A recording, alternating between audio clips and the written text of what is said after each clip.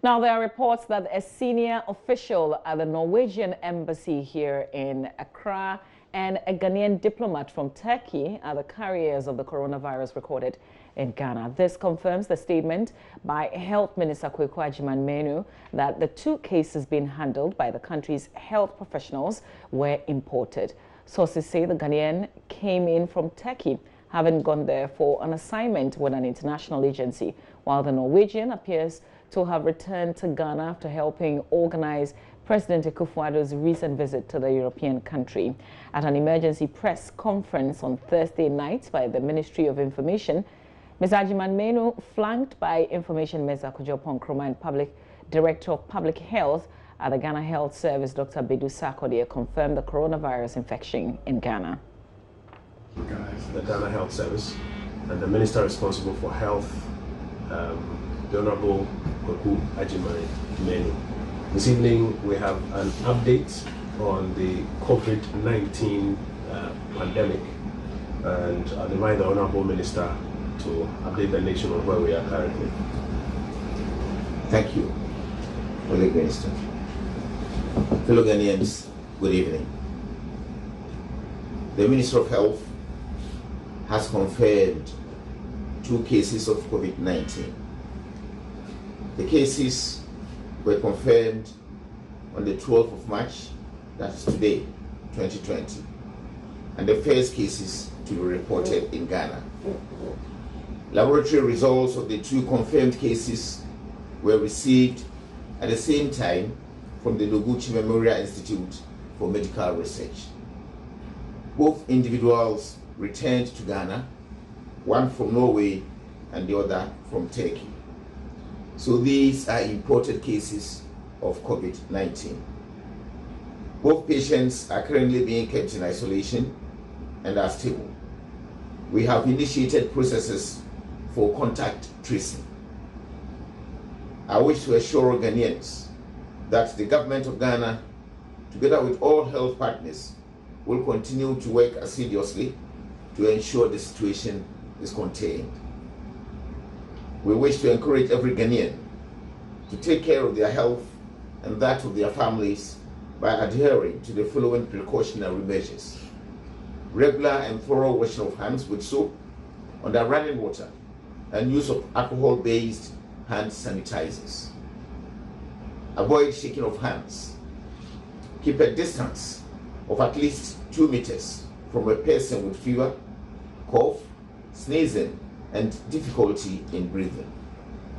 It is advisable to be physically active, drink plenty of water, eat healthy, avoid stress, and have enough sleep. Stay home if you feel unwell with symptoms of fever, cough, and difficulty in breathing, and call the following numbers immediately: 050-949-7700, 055-843-9868. I would like to repeat the numbers: 050-949-7700, 055-843-9868. Thank you. Good evening again. So we're grateful. The government will provide further updates in the next 24 hours of other related matters, including a number of travel advisories. We're very grateful for your time.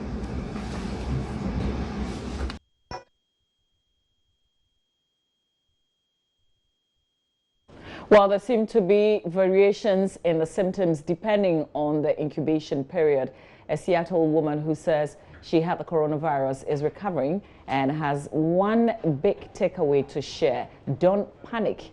The 37-year-old believes that she contracted the virus at a house party because a few days later, several friends who were at the same party became ill at the same time she did. It was on a Saturday, that was February 22nd. 3 days later, I was at work. I started feeling that general feeling that we're all familiar with, where I was unwell, feeling tired, body aches, getting a headache, feeling a little bit feverish. And so I decided to go home early and work from home. I didn't think too much of it. I thought maybe I was just a little tired. I had been out a lot the previous weekend. I went and took a nap. When I woke up, I had 101-degree fever. And by the time I went to bed, it had soared to 103 degrees. At that point, I just thought that I had caught a nasty flu. I didn't think about the coronavirus at all. One of the reasons why is that I did not have a cough. I didn't have any respiratory symptoms. I didn't have any chest tightness or shortness of breath. And that's a lot of the hallmark symptoms that we're seeing that are being circulated right now with this virus. So the next day I woke up, my fever came down to 101. Over the next several days, I just took care of myself. I stayed home, I rested, I took over-the-counter medications. I didn't really start to wonder that it was coronavirus until I connected with a group of my friends who attended that same party. And it turns out that about a dozen or so of us all got sick at the exact same day, roughly around the same time in the evening with very similar symptoms. Once I was connected with those other friends, I found out that they had all, not all of them, but some of them had gone to their doctors. Their doctors thought that they had just contracted the flu, and they were tested for flu and tested negative. So they were not tested for the coronavirus at their doctor's office. At this point, we were all getting a little frustrated that they weren't allowed to be tested for coronavirus, or the doctor wasn't even suggesting that they're tested. And that's when one of my friends that was part of this group brought our attention to the Seattle flu study. And this is a research study here in Seattle, and you can just volunteer and sign up online. They send you a nasal swab test kit, and you do a nasal swab and mail it off to them. And then they let you know if you have the flu and what strain it is. Now, just recently, a few weeks ago, they started testing for coronavirus as well. And so that's how I ultimately found out, correct. Quickly before we go, you're very measured and calm. I know you have a PhD in bioengineering, but I know you talked about how your mother cried when she found out you had this. You were perhaps more curious than upset. But you know, for people out there who are afraid of this, what do you say to them now that you've been through it? Yeah, that's a great question. So first of all, yes, my mother did cry. She didn't quite believe me that I was feeling better. You know, mothers are going to be a mother even if you're a 37-year-old woman. But I think the big takeaway I want to tell everyone is please don't panic. You know, this is an unknown, infectious agent that is relatively new to be infected in humans. However, if you are healthy, if you are younger, if you take good care of yourself when you're sick. And that's a woman who just recovered from this COVID-19. Well, a virologist, Professor Kwame Nasego, says one can spread the virus whether they're showing symptoms or not. I want to bring in now is that I have learned, I spoke to Joy FM before I came here, and I've learned that one of the people is a Ghanaian, one of the those who tested positive is a Ghanaian. Yes, so we should remove that myth that Africans cannot be infected. We shouldn't go there. There may be other reasons why we don't have that level of infections here as compared to China, Europe, and other places in America. So we need to be careful. So we should close that myth now, now that we have a Ghanaian who has tested positive in our own country. Okay, so now you have normally what you have called an incubation period. If you are infected by a virus, not only viruses, by any infectious agent, there's a time when from infection to a point where you will not show any symptoms. You look just like any of us sitting here where you're not sick. And sometimes these things you can transmit through even though you are not showing any signs, somebody can actually pick it up from you because the virus may be growing in your body, you see. So as the virus grows, maybe it needs to get to a certain level to destroy your respiratory tract to a certain level before you start showing the symptoms. So not having any symptoms doesn't mean you cannot transmit to someone. That's what we call the incubation period. And I think we should also bear in mind that a lot is still, the virus is unfolding and people are still trying to find out how does it really behave. So we should have maximum protection as much as possible. And so that's why they're doing contact tracing. The assumption is that these people sat on the plane. Did they touch anything on the plane? Were their hands somewhere? Were they coughing into the air? And did people inhale when we're coughing? So anything could have happened. So the idea of contact tracing is to make sure that those people are observed over a period of time. We'll talk about it. Okay. So I'm talking about 2 people, Yes. 2 cases, I'll call them 2 cases. Yes. Before they left their place of origin, wherever they came from, they'll go through certain checks. Left their hotel rooms or homes. Yes. They take a cab. Those are the things I want you to take me through, the routine. Okay, I mean, you said it already. So basically, I have not said. No, so they probably may have even gone to church or to the mosque before coming, and they went to the airport. They went through the processes. They may have gone to it. Probably will buy a ticket online, so probably they bought it online. They paid online, but they picked a cab, or they were living with their family. Okay, their children will go to school or they will go to work. So let's look at the big picture. And then they have now come to Ghana on the flight. They met people. They picked the cab from the airport home, or somebody picked them. That person would meet another person. All right, so we're going to just bring you some updates on this COVID-19. In Canada, the Prime Minister Justin Trudeau's wife has tested positive for the new coronavirus. His office announced on Thursday night. The statement said Sophie Trudeau was feeling unwell and would remain in isolation. The First Lady of Canada had returned from a speaking engagement in Britain and had mild flu-like symptoms, including a low fever, late on Wednesday night. Let's go around the globe and check out how the figures are looking and what the headlines are. So, airline SAS to cut and suspend U.S. flights.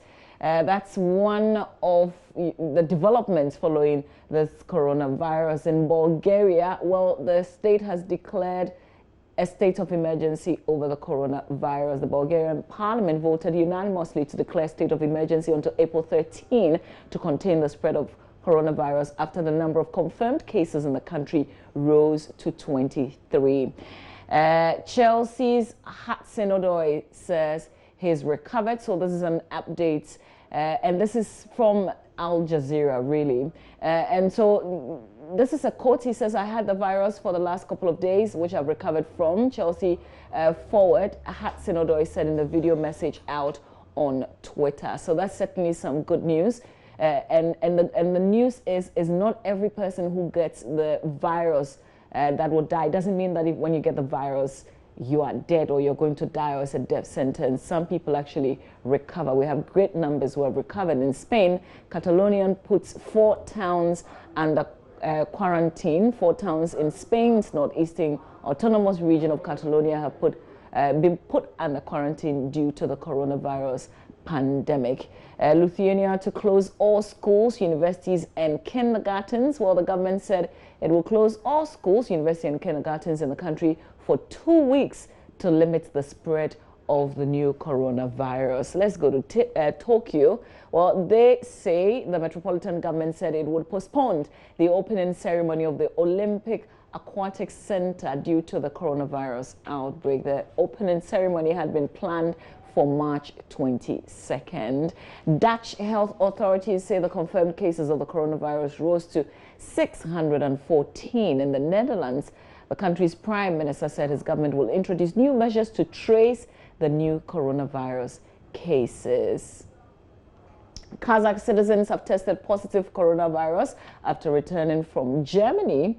The first cases of the disease in a Central Asian country. So the disease, this virus continues to spread in other countries for the very first time. Different countries recording the cases of the virus as well. Armenian Prime Minister said Armenia will shut educational institutions immediately over coronavirus fears until March 23rd. They've recorded 6 cases of the coronavirus. And then Asian financial markets slammed on Friday after Wall Street posted its worst single-day crash since 1987, but quickly recouped losses as policymakers ramped up effort to fight the coronavirus outbreak and its economic effect. Well, in Italy, millions are locked down and more than 1,000 people have died from the coronavirus. It's the worst hit in Europe. But in South Korea, which was hit by the disease at about the same time, only a few thousand are quarantined and 67 people have died. So what it is quite a good number of people have the virus in Italy. But what is worse is many more are also dying out of the virus, unlike other countries. The Czech government will require people returning from all high-risk countries to quarantine themselves, widening a requirement so far only applied to those returning from Italy, according to their foreign minister, who posted on Twitter. Apple Incorporated has also reopened all 42 of its branded stores in China more than a month after they were shut due to fears over the coronavirus outbreak.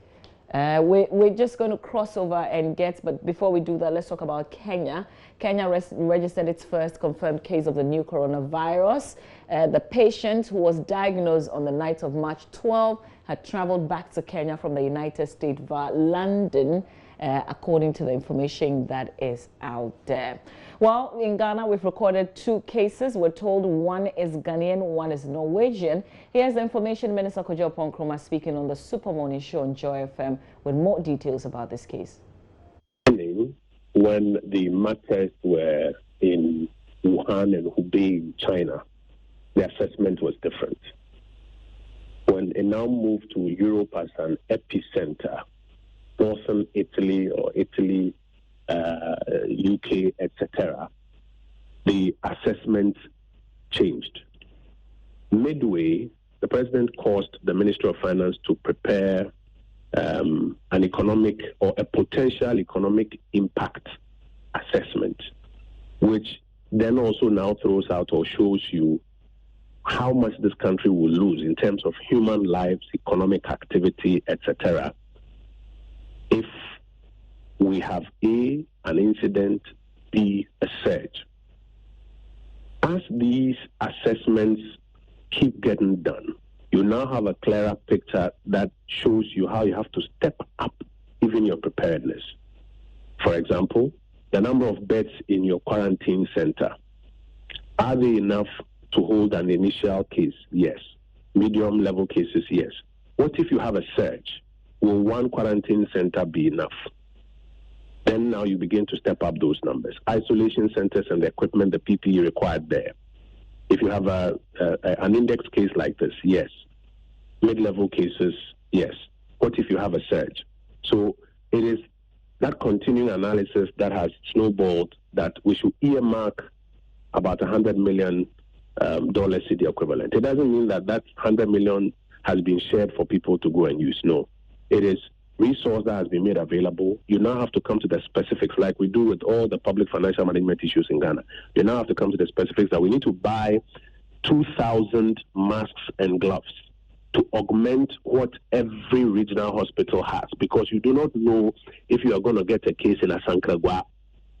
So if our quarantine center is in Accra and you get a case in Asankragwa, how are you ensuring that they have PPE? Then now you know you have to step up, because now if you start getting...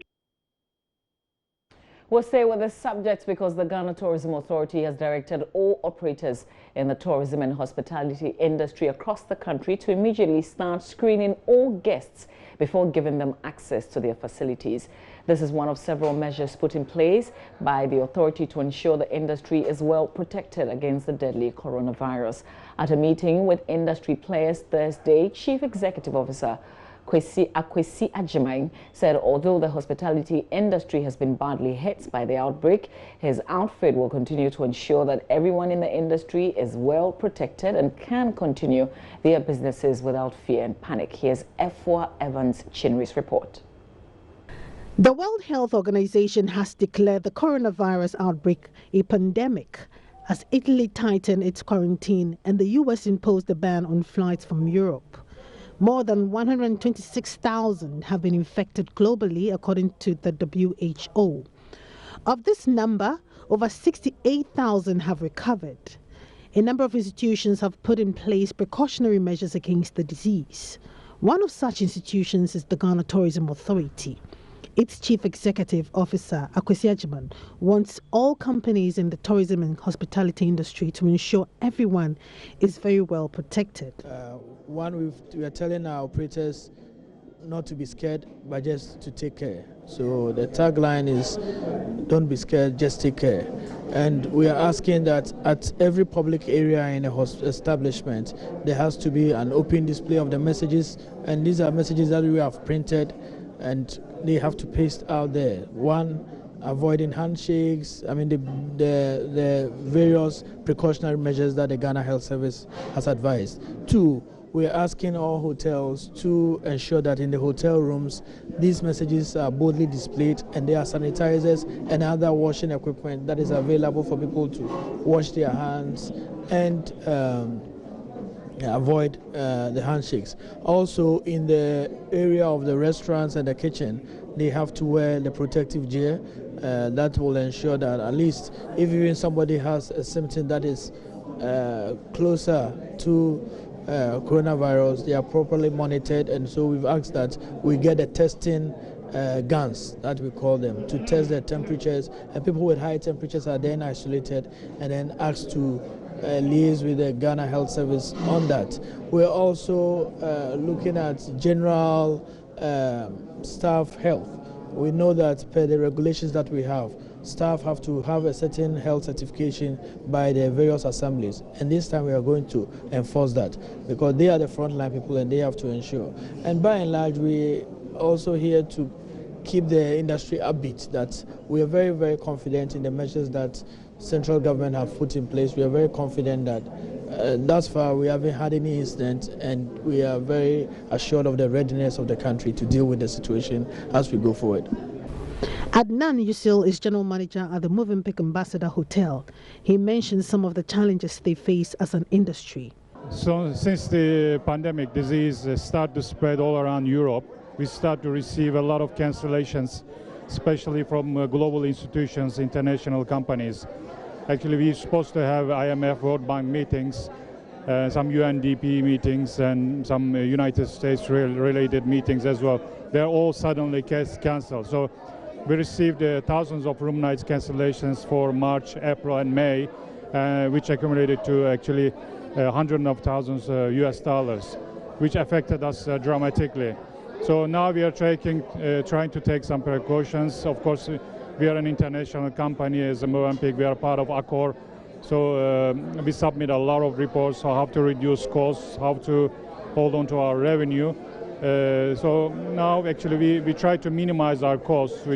Inspectors have been deployed to the various industries to ensure operators adhere to rules and regulations.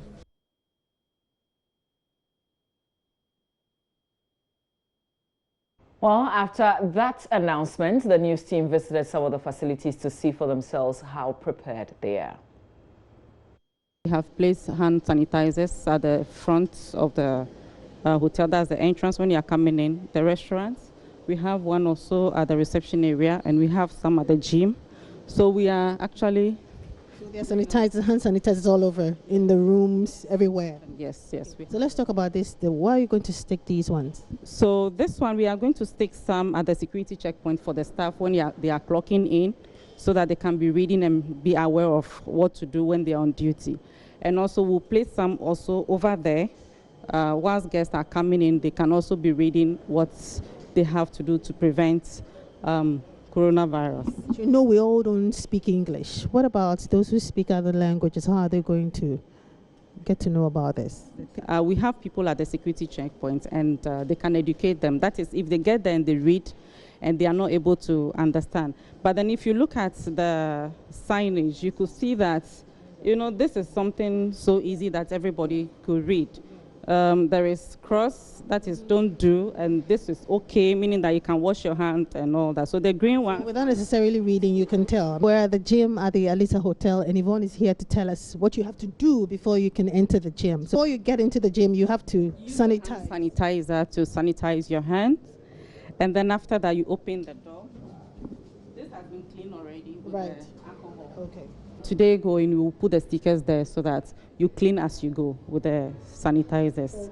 Okay. Internally also, when you finish cleaning it, because of the safety of our customers, we will also do the alcohol cleaning to make sure that the treadmill is safe for them to use. Yes. Okay. So apart from the treadmills, you're going to do the same with the other machines as well? We are using alcohol to clean all the machines at the gym. So as and when they finish using it, we come back and then do the cleaning for this ones. Because this one, you don't normally sweat like the treadmill. So we do this ones for them.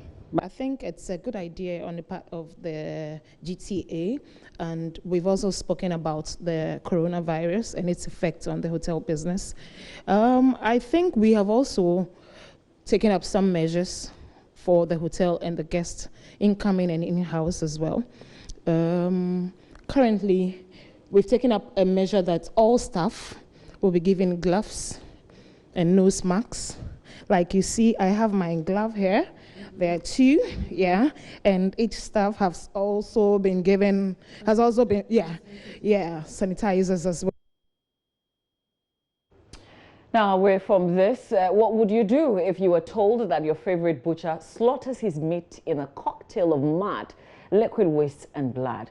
Well, maybe the real question should be, how would you know? The Joy Clean Ghana campaign on Thursday arrested a man who had left 3 lifeless sheep in that solution, ready to be sold for public consumption when they visited Old Fadama, a suburb of Agbogboshi. Nancy Abafajiradosi has more.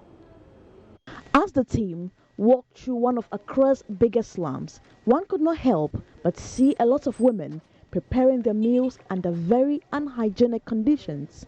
The one that caught the eye of Environmental Officer Madam Florence Kuchi was one of them selling wasa wasa, a popular protein meal. Pacho, good afternoon. Edison, Pacho Brakakra. The beans, oil and other ingredients were on the bare floor. She also did not have a health certificate. What do you want?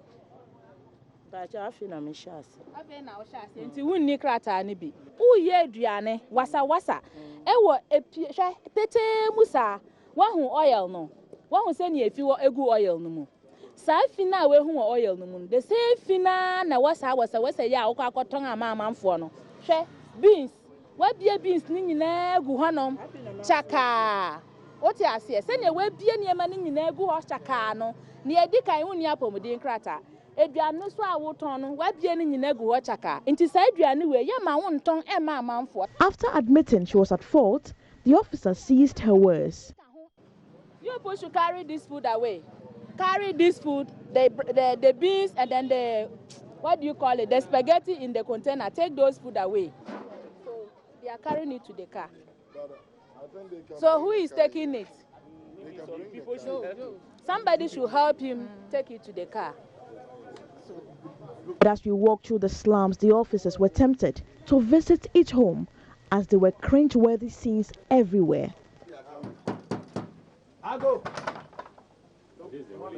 You can push open. We can. At a nameless public toilet with no operators, because they had absconded when they heard the team was there, the task force broke into the facility, except the pungent smell was too much to bear. Yeah, I'm not going. But those that came back said what they saw suggested the outlawed pan latrine system was in use. All this will end up in our lagoons. And now the rains are coming. If we don't take time to ensure that we close down all these pan latrines, before you realize we have cholera and it's commercial. So imagine 42 is here. So it's about 20-something seater here. We need a carpenter. We had hints that 2 other public toilets were practicing similar systems. We later found a man standing by 3 lifeless sheep with his face covered.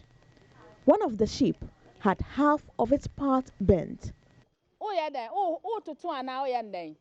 They appeared to have just been slaughtered in this cocktail of mud, rubbish and blood.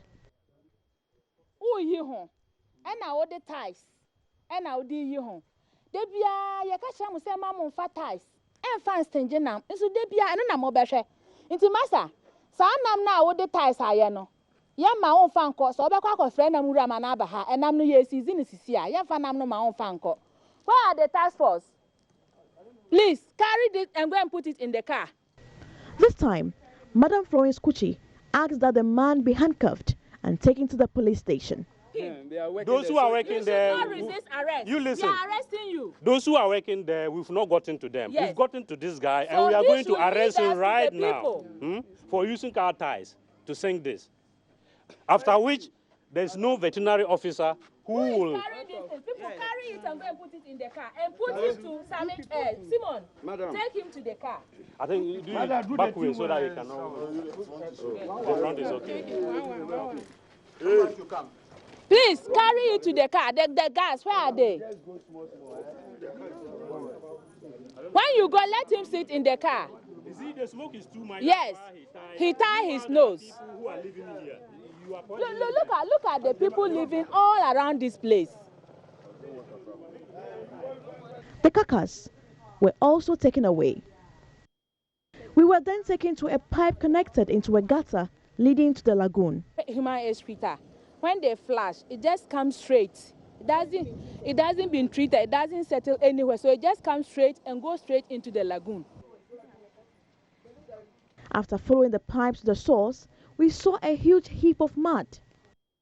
Maybe they have a defective septic tank and they wanted to construct a new one. The best thing they should have done is to close down the toilet facility. They should not operate the toilet facility and then construct the chamber. But since they have decided to connect the toilet straight into the sea. The operator admitted he knew about the pipes, much to the annoyance of Madam Florence Kuchi. We saw a tube. We have traced the tube to your place. Why have you decided to lay that tube into the sea? Mr. John, Madam. Why have you decided to lay the tube into the sea? The PVC pipe into the sea. And you connect the raw excreta into the sea. Why? I can't confirm until those who dig it. Where is the police officer? Who dig it? Where is it? Is the toilet not for you and you are talking of those who dig it? You contracted them to dig it. Let me tell you something. Do you know, excuse me, do you know what you are doing? You are causing the lives of people as well as the life of marine. Yes. Do you know that? Yes. And you know it's illegal to do that. And you've done that. So when we arrest you, we are not doing anything wrong. Yes. Okay, so police officer, please get him for us. Please arrest him. So we are arresting this man for connecting the PVC pipe into the sea raw excreta. The cop placed the cuffs on him and took him away.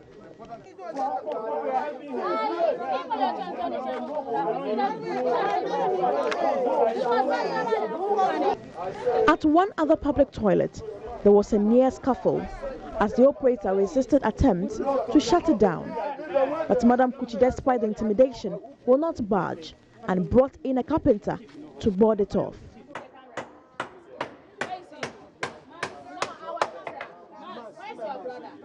I told your brother to be taking video of all what Take pictures.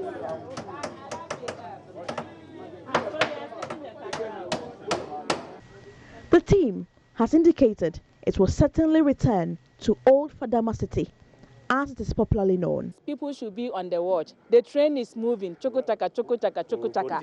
You don't know where it will land. Absolutely. Very disturbing scenes there. We deserve a breather after that. But watch out, because the team could be in your community next. This is the Joy News Desk.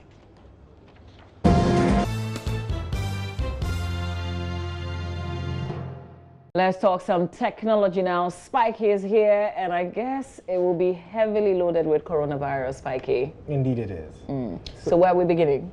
Disney. You know, oh, yes. Disney's first live-action movie, which was Mulan, was scheduled to be, released in March, and they have postponed it because of coronavirus concerns. Now, they're saying that they are postponing because people are going to go to the cinemas and you don't know who's infected. And in a bid to prevent people going to crowded places as much as possible, they've cancelled the launch. Yeah, that will be part of many other events. Yeah. Even Fast and Furious 9, also due for April, has been postponed to May, when they think that it is safe enough for people to come and see the movie. And Disneyland has closed down all their resorts and their theme parks, all amidst. That's a massive blow to tourism, because people would save up and take their children to see Disney World. So to see that their theme parks have now been closed. I think this one is in Florida. Yes, and all over the world, anywhere there's a Disney park, they've asked them all to close, and domestic employees should work from home if they can. I think some people would like that. Yeah, but also I think tourism jobs will be at risk here. At risk, yes, because that's people. Some people also depend on this. Yes.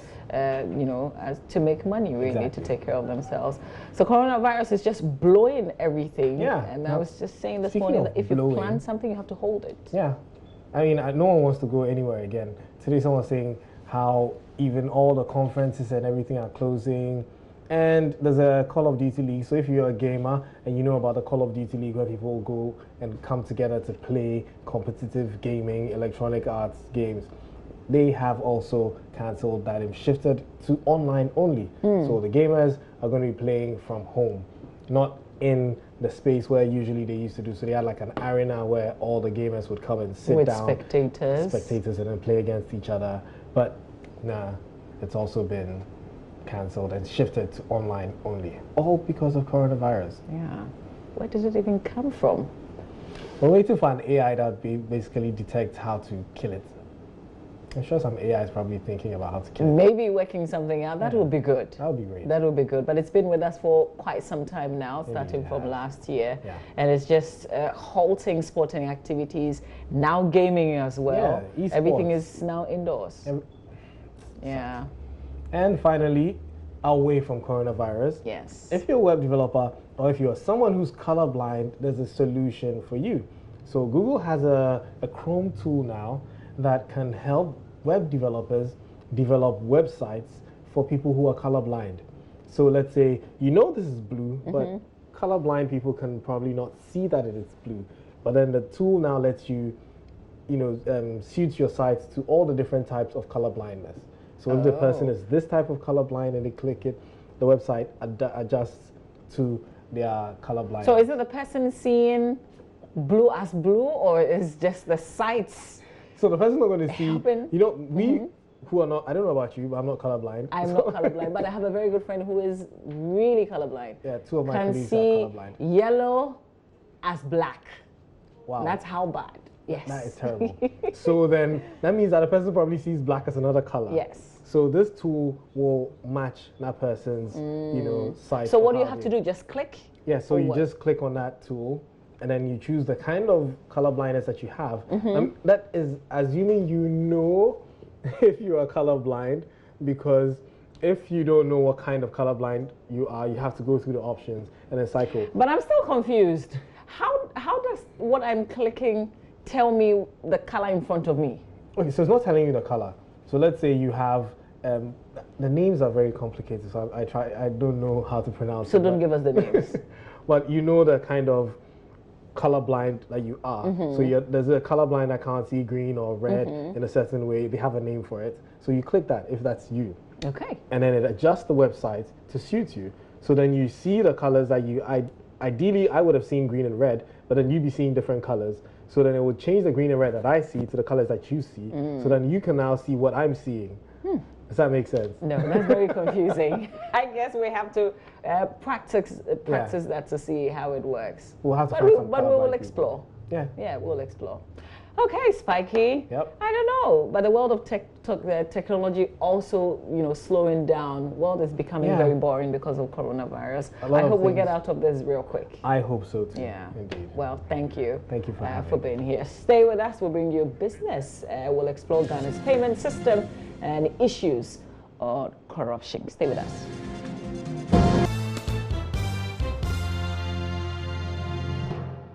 Hello, good morning to you. Welcome to Business.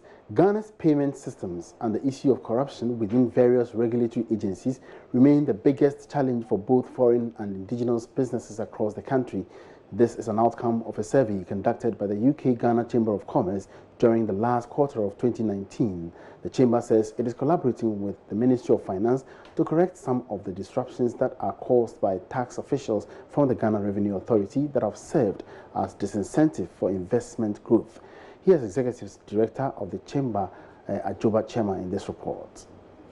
According to the UK-Ghana Chamber of Commerce, businesses are ready to pay the right amount of taxes to the state if the right channels are created without any negative impact on the operations. The report also cited corruption at some state regulatory agencies, which includes bribery and payment of non-approved fees before a service rendered. Executive Director Ajoba Chiama told Joy Business that they have begun engagement with the Ministry of Finance to find a solution to these and some other challenges facing businesses. Why is it that the Ghana Revenue Authority comes to them and audits and then applies interest, and all of that is very inconvenient and very, very frustrating. So it's more to do with the processes of engaging with the Ghana Revenue Authority. As a chamber, what we do is that we provide an advocacy platform, and so we are indeed engaging with the Ministry of Finance and the Ghana Revenue Authority. We have engaged with them since our establishment in 2016 and will continue to engage with them to put forward the views of our members and to ensure that we match the concerns of our members with the solutions that they are proffering. Launching the report, Deputy Minister of Trade and Industry Aunka Lindsay promised many initiatives under review to ensure that challenges facing businesses are addressed. He also disclosed that government is committed to moving from heavy dependence on revenue from customs duty this year. Other areas that seeks to encourage that you will have a different tax system for those who are earning billions than those who are earning hundreds of thousands. That is natural, but you need to start on the base. It doesn't mean we don't address issues of taxation, and I'm very happy if there are any issues to always bring the GRA for us to have a discussion to get that base. But taxation is important, but our greatest opportunity in taxation is to increase the absolute amount we get and move away from a complete reliance or an over-reliance, let me rephrase that, on taxation based on customs. Customs in terms of what is coming in. Again, if we're trying to industrialize our manufacturing, most of our taxation shouldn't be coming from customs, it should be coming from corporate tax. The Chamber is expecting a review in the strategy adopted by the Ghana Revenue Authority, where it chases defaulting businesses. Eben Sabute's report for Joy Business.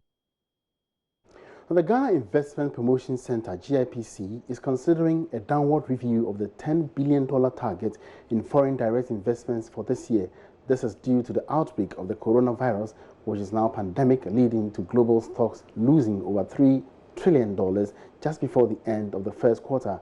With a limit on capital inflows and transactions, CEO of the GIPC, Yofi Grant, says his outfit is considering a slash in its foreign direct investment projections. And that's business for now. There will be more business at midday. My name is Emmanuel Abuaji. Have a good morning.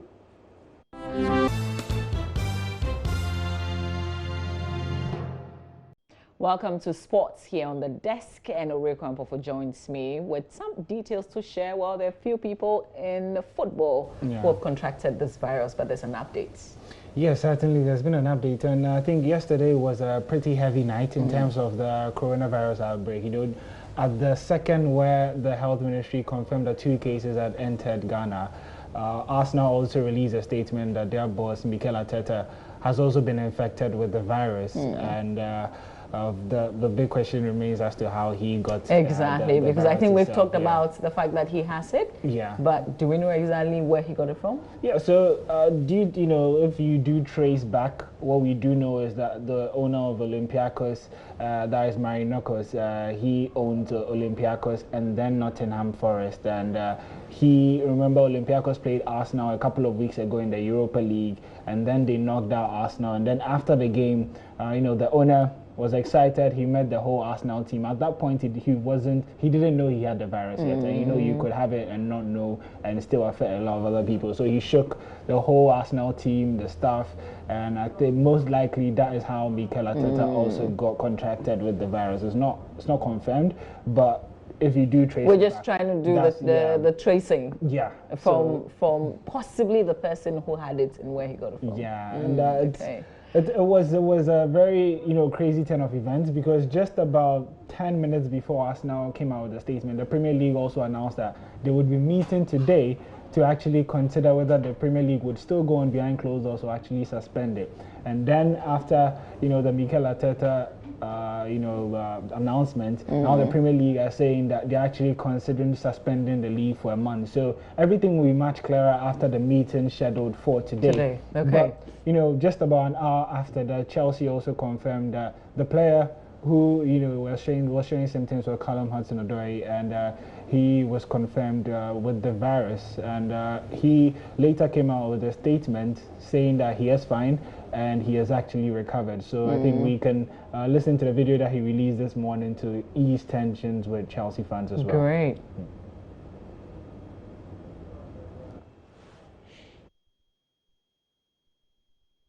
Okay, so here's a message, Oriku, the message that came with the video, which unfortunately I think it looks like we will, but he says, thank you for your good wishes. As I said in the video, I'm feeling I'm following good the health guideline. To see you all soon. Let's listen. See everybody soon and hopefully be back on the pitch. Guys, as you may be aware, I had the virus for the last couple of days, which I've recovered from. I'm following the health guidelines and self-isolating myself from everybody for the week. I hope to see everybody soon and hopefully be back on the pitch very soon. Take care. Okay, this suddenly calms nerves because everybody would have been really worried. I didn't think he would look like that. Yeah. Well, early detection is a good thing, and that's what's been happening in the Premier League today. So I think before we entered, Bournemouth, that's an English Premier League club, have also sent about 5 members into self-isolation. That's because they have also showed symptoms of the virus, and then Everton as well, a couple of players have also showed symptoms of the virus. No, that's not good. Everything really points to suspension of the Premier League at this point, because once you do have stakeholders of the league getting affected with the virus, then the league cannot go on. So that's what's going to be expected in the meeting later today. Wow, incredible. And I'm just thinking about Arteta again, and thinking if the Olympiacos boss shook everybody in that Arsenal team, then everybody would certainly be at risk. Yeah, so the whole team was actually tested, and it was just Arteta who came out with the virus, but everyone is still in self-isolation. But those people would have hugged and shook other people. Yeah, so it's a difficult situation right now, so we would be seeing... Incredible. Well, here are some tips just for you. We've been given a lot of tips in terms of washing your hands, but here's another thing that you should know. Drink plenty of water as often as you can. Drink a lot of water regularly. Please take care. Let's try and manage this situation. Stay with us here on Joy News. For now, we thank you for watching News Desk. Na Ajele Doku is coming your way with Joy News Interactive. You can log on to myjoyonline.com. We've got plenty of news there.